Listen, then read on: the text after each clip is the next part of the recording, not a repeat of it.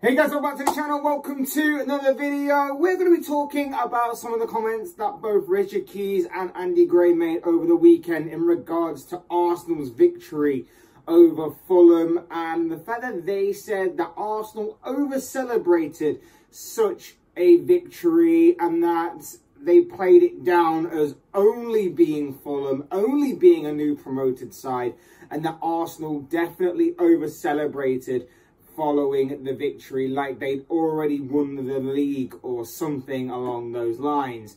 We're going to be talking about those comments and talking about how ridiculous they are and everything along those lines. But before we get into all of that, I would like to remind you all to please like the video and also subscribe if you're new. Both things are always incredibly greatly appreciated. For now, let's get into the video. Let's talk about these two outdated morons, in my opinion.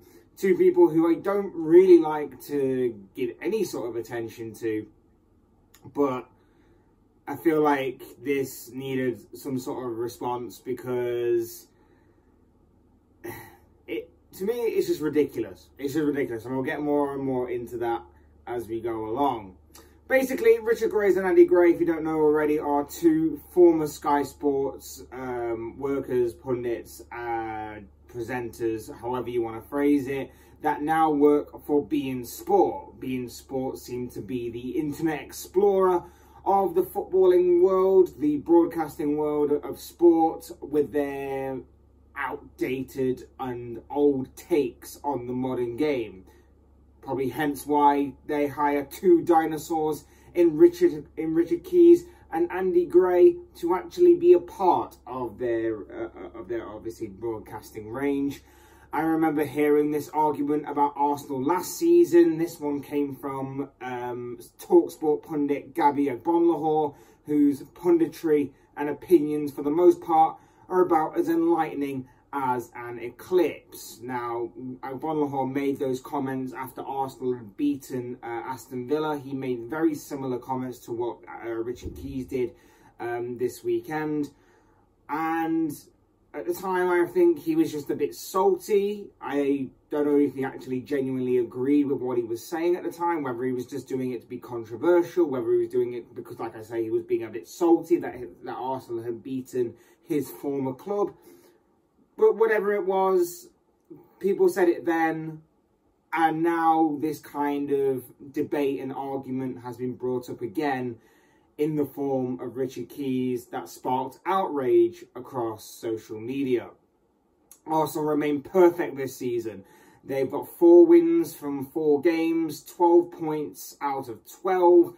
Following that 2-1 win over Fulham, they are currently sat at the top of the Premier League. They haven't made this good of a start, or this perfect of a start, should I say, in the Premier League for a number of years, probably going back to, I think, the season after the Invincibles year.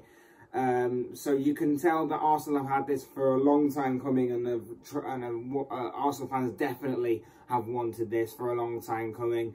And this game against Fulham on Saturday was yet another test, a unique test, not just in terms of another team that they're facing in the Premier League, but also a unique battle for them in which Fulham offered them something a little bit different, a little bit more food for thought than other teams, and also a specific kind of test that Arsenal had to overcome, a different type of challenge, if you like. And every team that Arsenal have faced this season have offered that sort of unique battle, whether it was against Crystal Palace on the opening day of the season, where Arsenal had to overcome a tricky away day that many teams fall to at Selhurst Park, whether it's against Leicester, who, despite being underwhelming for the past year, have definitely players that make it a tricky opposition to face, whether it's against Bournemouth, who are newly promoted, so they're a kind of bit of an unknown figure in the Premier League as of right now under Scott Parker, but many teams are starting to find them out, obviously. Or whether it was against Fulham, who offered a unique battle in the fact that not only are they newly promoted, but they've also given a few teams already this season, including Liverpool, of course, a difficult battle and a run for their money. But also, given the game scenario and how it played out, Arsenal went a goal down and had to dig deep, mentally and physically to obviously not only overcome the going a goal down and getting an equaliser, but to also find the winner. Whilst the win will ultimately please everybody, everybody from fans, players, backroom staff, coaches, and obviously the manager, the attitude, character, response from everybody would have obviously pleased Mikel Arteta, maybe even slightly more, and it shows you how far Arsenal have come under Arteta. With the way that the game played out, of course, Gabriel, the Arsenal defender, made a massive mistake to allow Mitrovic to break the deadlock, and then Arsenal responded. Martin Odegaard, the captain, the skipper for this season under Mikel Arteta, got the ball rolling again, taking the game by the throat and getting Arsenal back into the game before Gabriel went from zero to hero. He made up for his earlier error and got the winning goal that saw Arsenal remain perfect in the new Premier League campaign. In previous years, I feel like Arsenal would have lost this game, or at best only drew this game. I think they showed great quality and mentality and the attitude, like I said earlier, and the character to get back into the game and then find a winner. They not only get the bragging rights in a London derby like this, but they also get the 3 points, which is even more important. And then to kind of be the two dark clouds about to rain on a parade. Richard Keys and Andy Gray were sort of waiting in the wings to sort of rain on Arsenal's parade, and they did that because they pretty much mocked the Arsenal players, fans, coaches, manager for their post-match celebrations, and they basically said that they were over-celebrating. They said that they hadn't won anything for years, which, yes, is true, but questioned why they were celebrating so much in the post-match, despite the fact they hadn't won anything for years. Why are they getting overexcited by all of this? And, you know, it just seems ridiculous to me that they would go so far out their way just to try and extinguish this sort of fire that Mikel Arteta and Arsenal have lit for themselves for this season. They mock them, and it has sparked backlash over social media from football fans, and rightfully so, because today it's Arsenal. But what about if somewhere down the line it's going to be someone else who's probably fallen on hard times and it might try and get back to winning ways? What if it happens to, say, Manchester United somewhere down the line? What if it happens to maybe a Tottenham or something? Did, obviously, Richard Keys say the same thing when Tottenham won yesterday against Forest, I wonder? Did, obviously, he say the same thing when Liverpool put Bournemouth to the sword by smashing them with 9 goals on Saturday? Especially because Liverpool's poor start to the season. Did he mention anything about that? No. It was just simply about Arsenal, it seems. Fans not allowed to celebrate any kind of win unless it's for a major honour. Our players and fans not allowed to enjoy the journey back to seeing their team rise to more glory once again.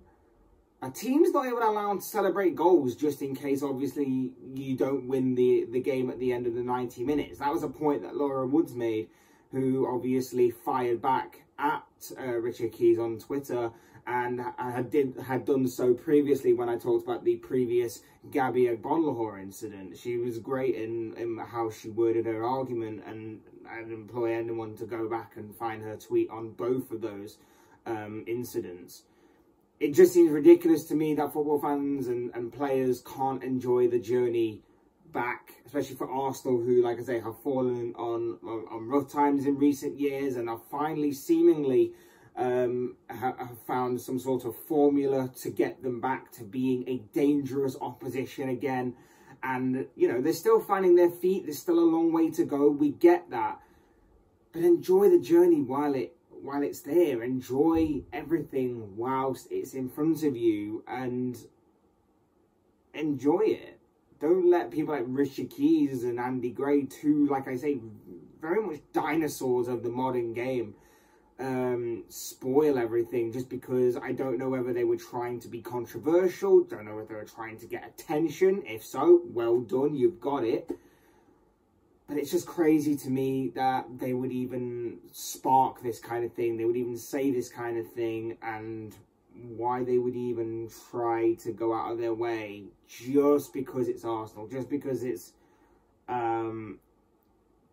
just because they haven't won anything for a number of years, just to say it's only Fulham, it's only a promoted side.